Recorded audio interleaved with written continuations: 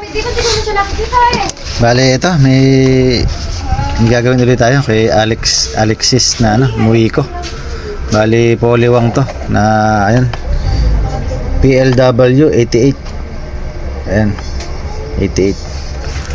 Bali, yan. Shoutout sa'yo. Ito na yung pangalawang gagawin ko. Bali, yan. Baligtad pa ilagay ng takip pa. Nasa ilalim yung pangalan. Bali, pag iayos na natin to. Dapat yung pangalan natin nasa ibabaw. Pag ganyan ang style niyan. Bali, yan. Kalasin ko na yung top cover para makita natin yung loob. Bali, ito. Nasubukan ng i-repair. Bali, ayan. Mga ito yung mga resistor, ayan. Mga kinalawang din, gamuha ng 38 na ginawa ko kay Alexis. Bale, yan. Pati din sa output, may putol tayo. Ito. Putol yung sa natin, frequency. Yan. Marami tayong papalitan ng resistor dito. Halos lahat. Tapos nagkaroon na siya ng ng putol sa board natin. Hindi kinaya ng yung natin, yung board, yung ampere. Bali sa negative side to, papaload papunta na sa capacitor, paload na sa paload sa transformer natin. Yan, sa center tap. Yan, negative. Bali naputol na siya rito, sinubukan hinang. Bali yan. Mas malamang nito, palitin din yung lakasan nito. May kalawang na. Ayan, magpapabago-bago na tunog nito. Bali yan. Bali sa frequency, magtataas din tayo ng kanyang frequency. Yung magbababa tayo ng Bali ito 1.8 M. Bali nilalagay lang natin dito kahit 1.2. Yan, malaki ibababa natin para maganda yung ground. Hindi ko na rin nasusubukan to na kung gaano kababa yung frequency nito. Kasi putol na. O tingnan ko pa rin. Bali kakaskasin ko ay tuduktong pa rin doon para meron tayong before and after na yung sa kanyang lakas. Bali yan. Palitan ko lang yung mga resistor muna. Balik ako pagka napalitan ko na lahat. Bali ito, napalitan na natin yung mga resistor niya. Yan. Pati yung sa may blower, inayos natin yung wire. Pinalitan natin yung yung putol, yung may balat kanina. Saka ito, nilagyan muna natin pansamantalang wire para matesting muna natin yan. Bale yan, pwede na natin testingin. At bali kapitan ko lang na output yan. Kanina di natin tinesting to kasi may mga putol na ng mga resistor, baka tayo masiraan. Bale ito, ikabit na natin. Try natin lagyan ng test valve. Tingnan natin kung okay ba. Test valve. Lagi naman tayo mag-uumpisa sa pagte-test lagi sa test valve dito. Ayan Bale may ilaw.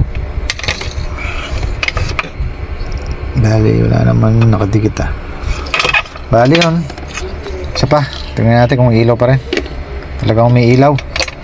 Bali siguro kaya naputol yung linya rito. Yan, inayos ko na to. Siguro naputol yung linya nito. May shorted tayo sa MOSFET. Bali tanggalin ko lang yung mga MOSFET natin. Testerin ko kung alin dito yung may shorted. Yan. May ilaw kasi yung natin, yung valve.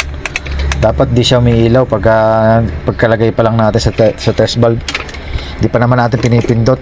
Bali may ilaw na. Bali yan. Tanggalin ko lang yung MOSFET nya.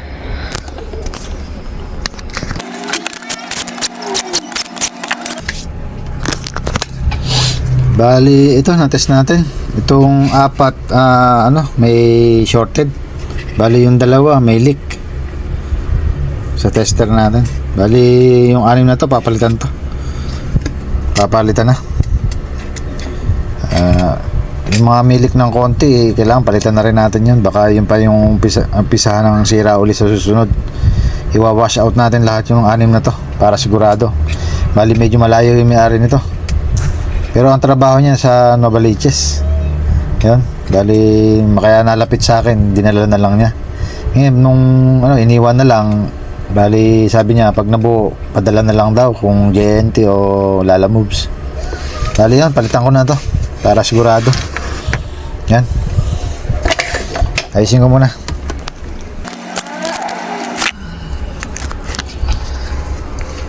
Bali ito yung papalit natin, puro bago to.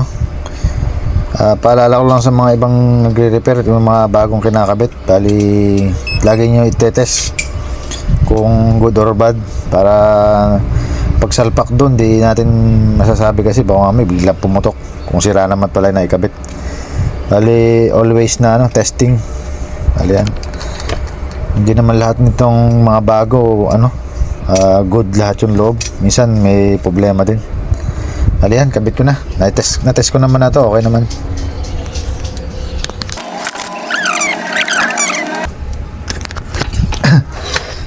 Bali ito, naikabit na natin mga kabali. Bali ito, try natin muna isaksak. Huwag muna natin lagyan ng output, tingnan natin kung mag-iilaw pa rin siya. Ito, bali saksak ko na, i-click na pala, hindi saksak. Yan, wala siyang umilaw ngayon. Bali nakatanggal na kasi natin yung mga shorted. Bali yan, tingnan natin na output. Bali ito, try ko na yun lang, walang tunog, may iba bang problema. Try natin yung kung magpapondo, tingnan natin kung mawawala yung ilaw. Yan, nawala, nagpondo. Yan, meron. Bali may problema pa siya sa gawin ng output natin. Bali bago na yung nakakabit na na lakasan na yan, pero ayaw lumabas ng output, ayaw lumabas dito sa SCR. Bali hindi ko mantiyak kung dahil dito ba sa resistor na rin. Bali ang gagawin ko na, magche-check up na lang muna ako ng parts dito. Tignan ko yung SCR, tatanggalin ko kung may problema, para ma-check ko kung may problema yung SCR, kung bakit ayaw maglabas ng ng output. Bali kalasin ko lang. Bali ito, sira yung ACR natin, malakas mag-init, parang di pa rin niya kayang i-switch. Ayaw mag-on, pero nag-iinit siya. Di kaya, nag-iinit. Bali yan, ganyan yung forma ng test probe natin, red, green, black.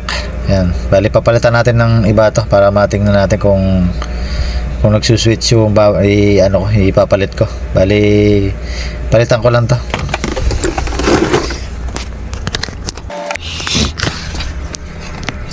Bali ito yung test natin kanina, ito. Bali ang value niya ganun din, T10812. Ayan, bali yung papalit natin ganun din. Ayan, ST type. Bali test try natin, ganyan pa rin yung forma ng test probe natin, red, green, black. Bali on ko na. Yan, on. Yan, milaw, off, on, off. Sabihin lang yan, buo ito. Yan, buo ito. Yung kanina sira. Bali ito, ikabit muna natin to, tapos testing tayo. Bali ito, ilagay ko na. Bali test na tayo sa test valve. Tingnan natin kung magkakaroon na siya ng tunog kahit mahina lang. Sa test valve lang nakakabit. Bali ito, ano na. Yan, may tunog na. Mahina lang. May ilaw na may tunog. Bali yun. Medyo set na natin ilagay sa to, sa direct. Bali ito, direct na natin sa battery.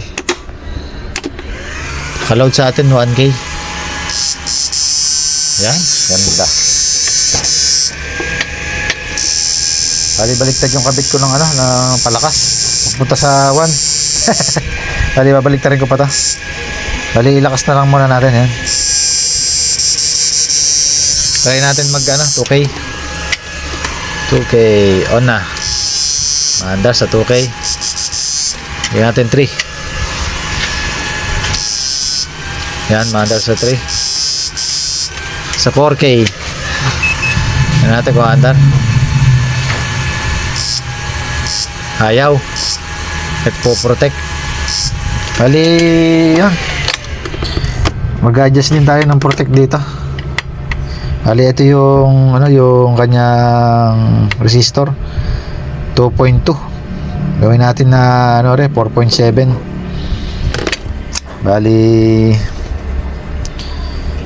Yun, tingnan muna pala natin yung ano, yung frequency kung gaano kataas, kung gaano kalaki yung kinakain sa battery. Yan. Sa 2K lang tayo nag-check ng ganun. 2K lang dapat i-load natin. Ito. Tanggalin ko muna yung, ano, yung blower para hindi maingay. Yan. Hindi mo nag-iinit. Yan. Tapat natin ng maayos. Yan. On ko na. 40 ampere. 500 watts. Yan. Sa 2K yun. Ito. Mag-adjust na tayo dito sa resistor na putol. Papalitan din naman natin talaga to. Nilagay lang natin ng pansamantalang paa.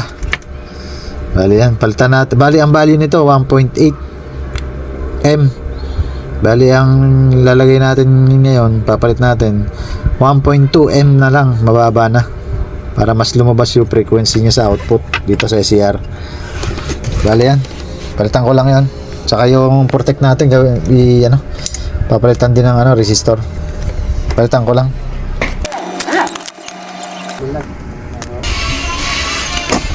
Ito mga kabali, napalitan na natin ng 1.2 M. Dito yung isa, yung kanyang ano, protect 4.7 na kinabit natin. Ayan. Subukan na natin, test valve muna.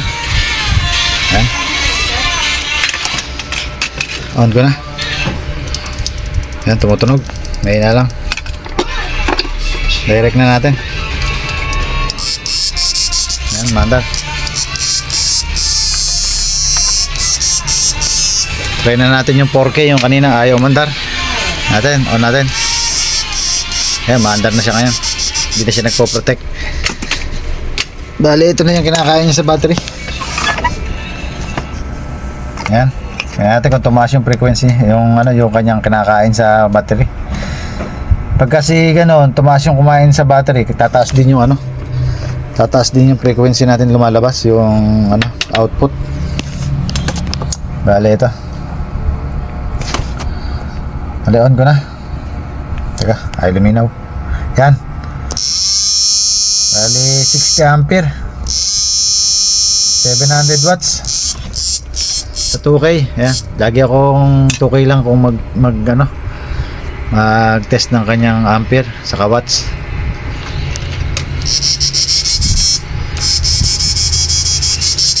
Laki na nilakas niya. Ayan natin yung blower. Ayan, maandar. Tapos naman. Hanggang na nag-iinit.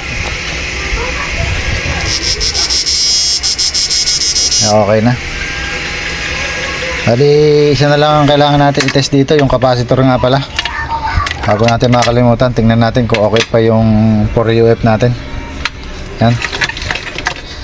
Para malayo-layo kasi yung may-ari nito. Para isang gawa lang kung kailangan palitan. Tayo muna natin yung pondo. Sigurado tayo hindi masisiraan ng tester. Yan. Natin.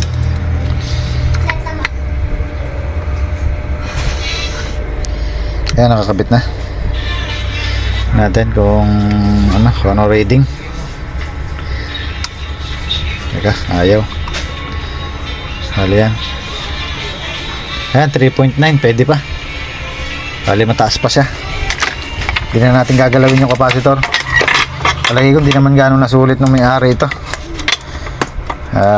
Nasira ka agad. Tapos in-stock. Kaya nagpuro ano. Bali, paalala na lang din sa mga ibang mag-i-stock ng ano, ng mga inverter nila. Mas maganda kung bago nyo i-stock, lagay nyo sa plastic na silyado. Para hindi pasukan ng langgam saka ano, ipis. Nasisira dito sa mga wiring natin saka mga ano, resistor na may paa.